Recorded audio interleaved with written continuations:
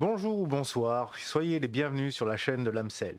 Je suis Julien et aujourd'hui, dans cette parole d'Ogmios, je vous propose une guidance pour nous préparer à Samhain ou Samonios 2023. Tout d'abord, je vais tirer un Ogam, ensuite je me servirai du tarot du bosquet sauvage et pour finir, j'utiliserai une coupe de l'oracle de la sagesse gauloise. Sans plus attendre, direction la guidance.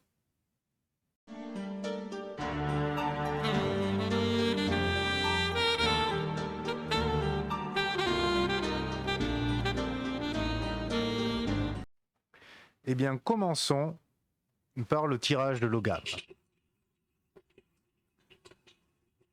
Qu'est-ce que l'Ogam va nous révéler? Ah, c'est pas... Il y a une erreur quelque part. Bon, trêve de plaisanterie, tirons l'Ogam. Un Ogam face cachée. Ah, ici, on nous prévient de quelque chose. Gort, le lierre. Alors dans cette position inversée, il nous indique qu'il est temps de se défaire de liens qui nous empêchent de nous développer intérieurement. Alors, le lierre est une plante qui est persistante, donc ce sont des liens par rapport à des habitudes, par exemple à des habitudes persistantes, ou pourquoi pas à des personnes qui peuvent être nocives, qui peuvent être des piques-assiettes, par exemple. Donc, elle nous demande, Gort ici nous demande de nous défaire de liens, d'habitudes qui sont persistantes chez nous et qui nous empêchent de nous développer. Vous ferez coucou au chien. Nous allons passer au tirage du tarot du bosquet sauvage, et qui est traduit en français par le tarot de la forêt enchantée. C'est tellement doux. Allez, allons-y. Alors, voyons voir ce que le tarot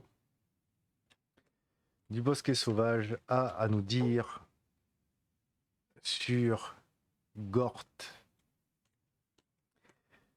et les liens auxquels nous devons nous défaire. Est-ce qu'il s'agit d'une habitude? Est-ce qu'il s'agit de liens avec des personnes? Il nous parle de développement intérieur, donc ce sont les mauvaises habitudes.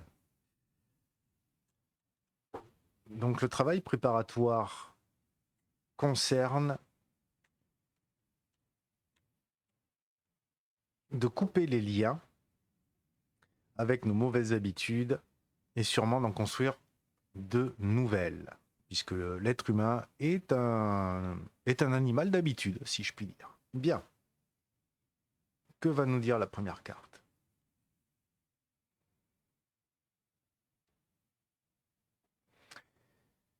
Alors, l'injustice. L'injustice. Alors, l'injustice... Ah, c'est la petite amélioration. L'injustice, ici, nous exprime le jugement que nous faisons sur les autres. La tendance que nous avons à faire des jugements hâtifs, de se fier plus finalement à ce que nous imaginons, ce que nous pensons, plutôt que nous concentrer sur le factuel. Et ça peut nous mettre dans des situations relativement inconfortables. Donc c'est là-dessus que l'on nous demande de travailler. Les jugements, et même les jugements que nous avons envers nous-mêmes. Cela ne concerne pas que les autres.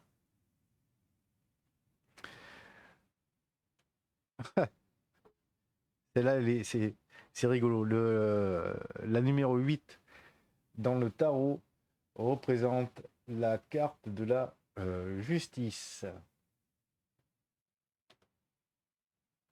Alors, la carte de la justice.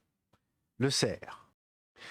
Ici, cet arcane majeur se marie très bien avec l'arcane mineur et appuie totalement ce qu'elle nous dit. Le jugement que nous pouvons avoir envers les autres, le jugement que nous pouvons aussi avoir envers nous-mêmes. Et ici, nous voyons bien à quel point ce personnage est ferme.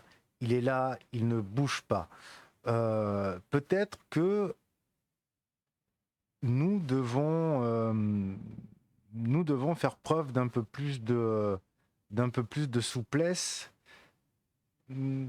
d'observation.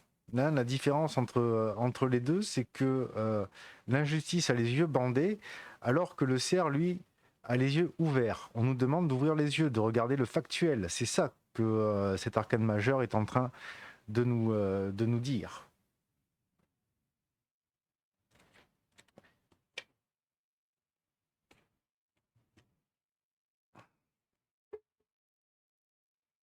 Est-ce que nous avons une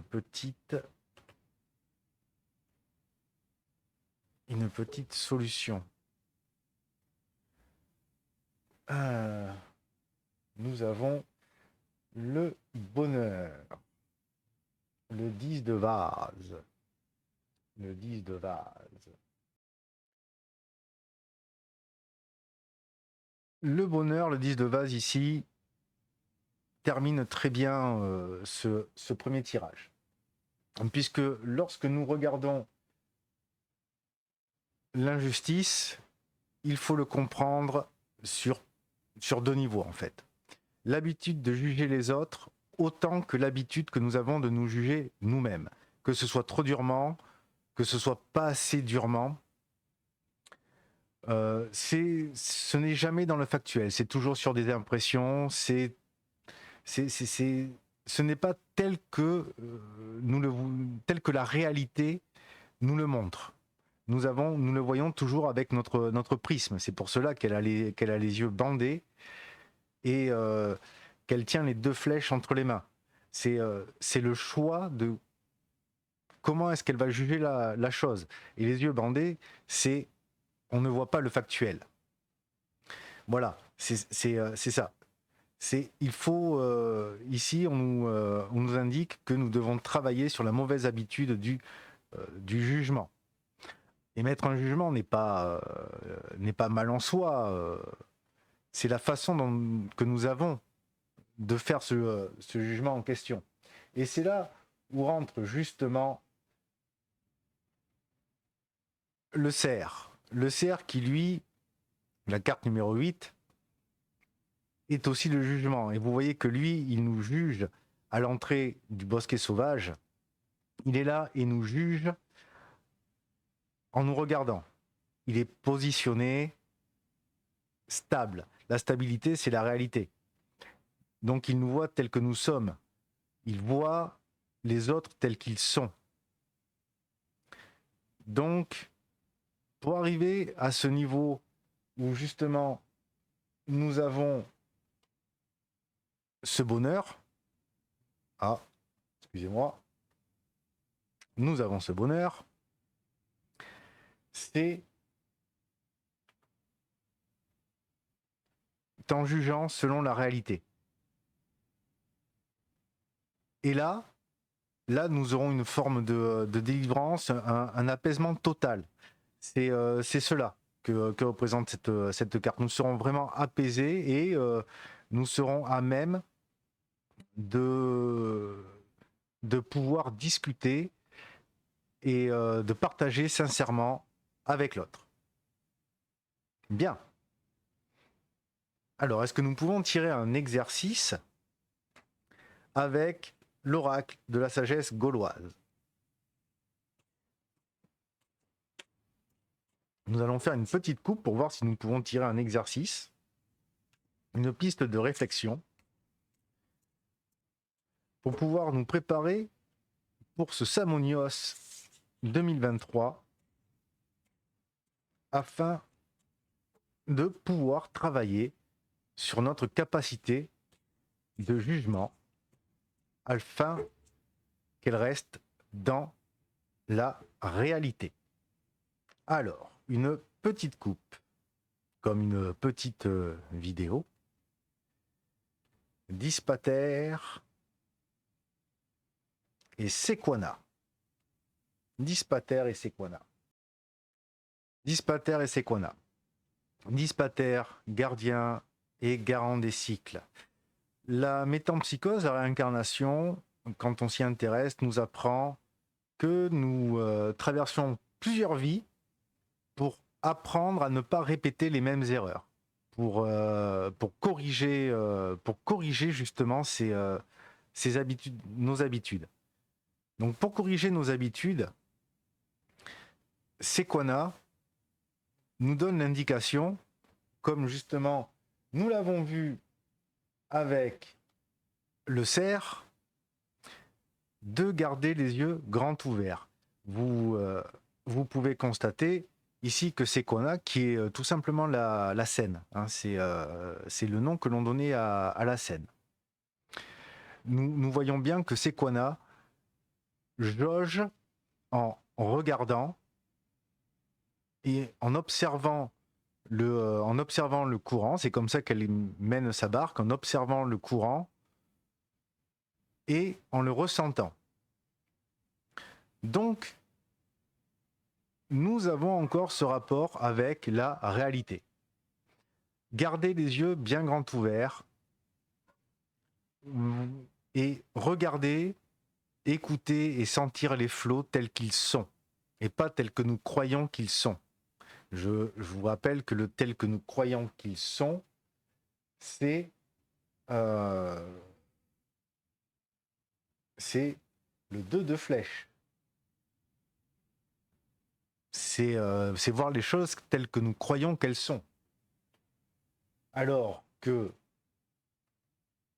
le cerf, lui, c'est voir les choses telles qu'elles sont et pouvoir en émettre une opinion, un jugement réel, réaliste. Et ça passe par l'observation. C'est en ayant un point de vue réaliste sur la question que nous atteindrons l'accomplissement, que nous pourrons choisir correctement les personnes avec qui nous sommes. Voilà.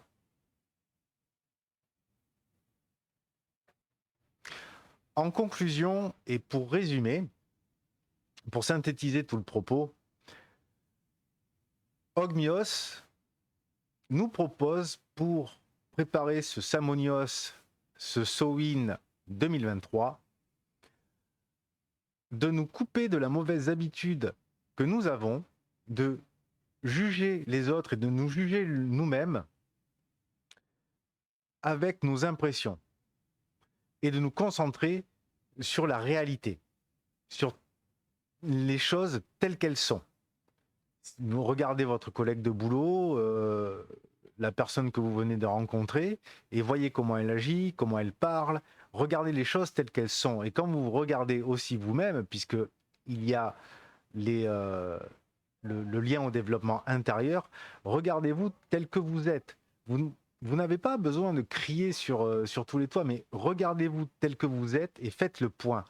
Je vous rappelle que Samonios, c'est le jour de l'an. Et le jour de l'an, on en profite pour faire le point afin de pouvoir commencer une nouvelle étape dans notre développement intérieur. Eh bien, cette guidance est terminée. N'oubliez pas de vous voir tel que vous êtes actuellement dans la réalité, de ne pas émettre un jugement d'impression, de ressentiment, de sentiment, d'émotion, mais tel qu'est la réalité. Les âmes celtes, cette guidance est terminée. Je vous remercie de l'avoir vue. N'hésitez pas de la commenter, mettez un petit like et abonnez-vous pour suivre les autres formats que je produis. Allez, à plus tard les âmes celtes.